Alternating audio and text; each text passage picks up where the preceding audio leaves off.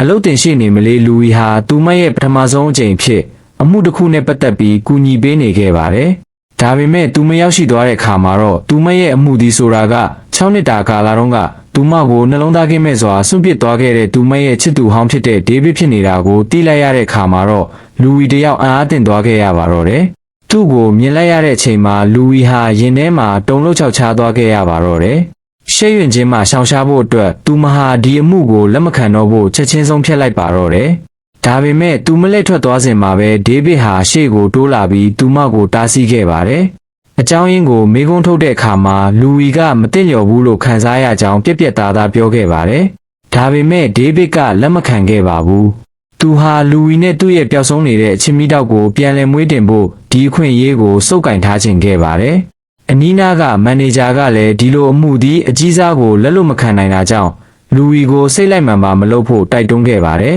။နောက်ဆုံးမှာတော့လူဝီဟာဒေးဗစ်ရဲ့အမှုကိုလက်ခံခဲ့ပြီးဒေးဗစ်ရဲ့ဆက်သွယ်ရန်အချက်လက်တွေကိုမှတ်ယူပေးလိုက်ရပါတော့တယ်။6နှစ်တာကာလတုန်းကတော့လူဝီဟာဒေးဗစ်နဲ့ချစ်သူဖြစ်နေခဲ့တာကြောင့်သူမရဲ့ပြည်ပမှာပညာသင်ခွင့်ရမယ့်အခွင့်အရေးကိုဆွလွတ်ဖို့ဆန္ဒရှိခဲ့ပါတယ်။ဒီအကြောင်းကိုသူမရဲ့မိခင်သိသွားတဲ့အခါမှာတော့ဒေးဗစ်စီတန်းတန်းမတ်မတ်သွားခဲ့ပြီးလူဝီရဲ့အနာဂတ်ကိုဖျက်ဆီးခဲ့တဲ့အတွက်အပြစ်တင်ခဲ့ပါတယ်။ဒီစကားတွေဟာမှန်ကန်ကြောင်းဒေးဗစ်သိခဲ့ပါတယ်။ဒါကြောင့်သူဟာဒူးထောက်တောင်းပန်ပြီးလူဝီကိုနှုတ်ဆက်ဖို့အတွက်2ရက်တာအချိန်လေးထပ်တောင်းခဲ့ပါတယ်။2ရက်ကြာချစ်သူများနေပွဲတော်မှာတော့သူဟာလူဝီနဲ့အတူမိရှုမိပန်းတွေကြည့်ပြီးတဲ့နောက်ရက်ဆက်ကြမ်းကြုတ်စွာပဲလူဝီနဲ့လမ်းခွဲခဲ့ပါတော့တယ်။လူဝီကတော့သူနောက်ပြောင်နေတယ်လို့ထင်ခဲ့ပေမဲ့ဒေးဗစ်ကသူမဟာလူတစ်ယောက်ဖြစ်ကြောင်းသူမရဲ့ငွေကြေးကိုသာချစ်ခဲ့တာဖြစ်ကြောင်းရက်ဆက်ကြမ်းကြုတ်စွာပြောခဲ့ပါတော့တယ်။ဒီစကားတွေကြားလိုက်ရတော့လူဝီတစ်ယောက်စိတ်တက်ကြဆင်းခဲ့ရပြီးလက်ဆွဲကိုဆွဲဖြုတ်ပြီးပြေးထွက်သွားခဲ့ပါတော့တယ်။6နှစ်တာကာလဟာမြ мян ဆန်းဆန်းကုန်ဆုံးသွားခဲ့ပြီ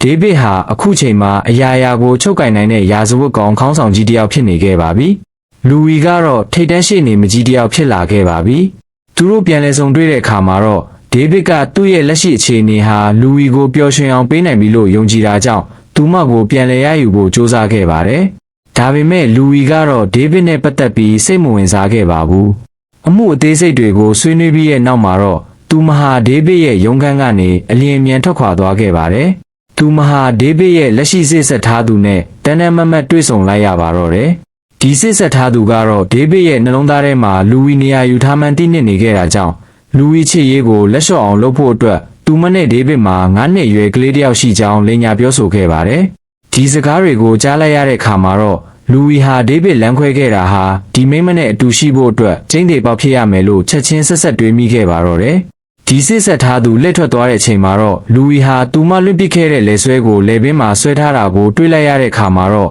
ဒီမြင်ကွင်းကတော့ဒေးဗစ်ဟာဒီစစ်ဆက်ထားသူနဲ့အတူနေဖို့အတွက်သူမကိုစွန့်ပစ်ခဲ့တာလို့လူဝီကိုပုံမသေးချာစေခဲ့ပါတော့တယ်။ဒါပေမဲ့သူမသိခဲ့တာကတော့ဒီစစ်ဆက်ထားသူရုံးခန်းထဲကိုရောက်လာတဲ့အခါမှာဒေးဗစ်ကလက်ဆွဲကိုမြင်တာနဲ့ချက်ချင်းဆွဲဖြုတ်ပစ်လိုက်ပါတော့တယ်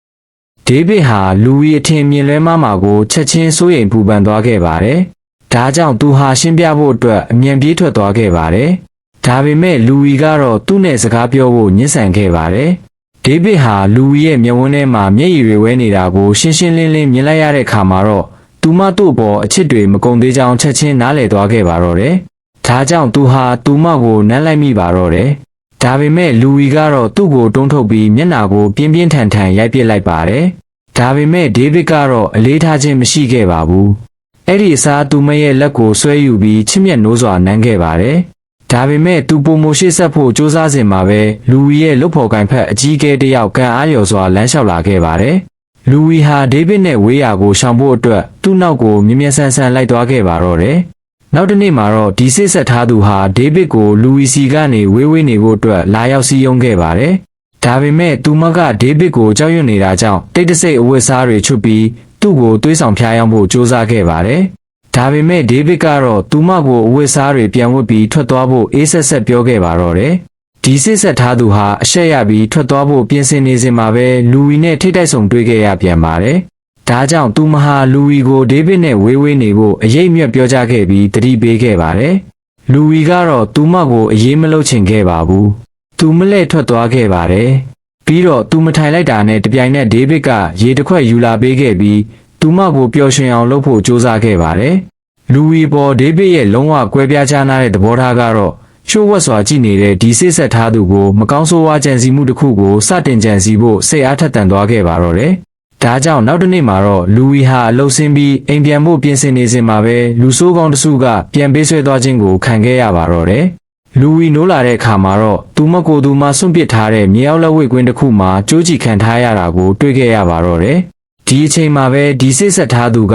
လက်ဝဲလက်အိတ်တွေဝတ်ဆင်ပြီးလူဝီကိုပြင်းပြင်းထန်ထန်ထိုးချိတ်ဖို့ပြင်ဆင်နေပါပြီ။တစ်ချိန်တည်းမှာပဲလူဝီကိုဆက်သွယ်လို့မရတာကြောင့်ဒေးဗစ်တယောက်စိတ်ပူပန်မှုလိုင်းလုံးတစ်ခုကိုခံစားလိုက်ရပါတယ်။သူဟာလက်ထောက်ကိုလူဝီရဲ့ဒီနေရာကိုရှာဖွေဖို့ချက်ချင်းအမိန့်ပေးခဲ့ပါတယ်။တစ်ချိန်တည်းမှာပဲဒီစစ်ဆက်ထားသူကတော့လူဝီကိုထိုးချိတ်ရုံနဲ့မကျေနပ်သေးတဲ့အစိတ်ပူလင်းတပူလင်းကိုထုတ်ယူခဲ့ပြီးလူဝီကိုစွန့်သွားအောင်အစိတ်ခတ်ဖို့ကြိုးစားခဲ့ပါတော့တယ်။ဒါပေမဲ့သူမလူဝီကိုထိခိုက်အောင်လုပ်ဖို့ပြင်ဆင်နေစဉ်မှာပဲဒေးဗစ်ကသူမကိုကန်ထုတ်ပစ်လိုက်ပါတော့တယ်။ဒေးဗစ်ကလူဝီကိုတစုံတရာဖြစ်ခဲ့ရင်ဒီစစ်ဆက်ထားသူကိုလုံးဝခွင့်လွှတ်တော့မှာမဟုတ်ကြောင်းသတိပေးစကားပြောကြားခဲ့ပါတော့တယ်။ပြီးတော့သူဟာသတိမမျောနေတဲ့လူဝီကိုပွေ့ချီပြီးနောက်လည်းမကြည့်ပဲထွက်ခွာသွားခဲ့ပါတော့တယ်။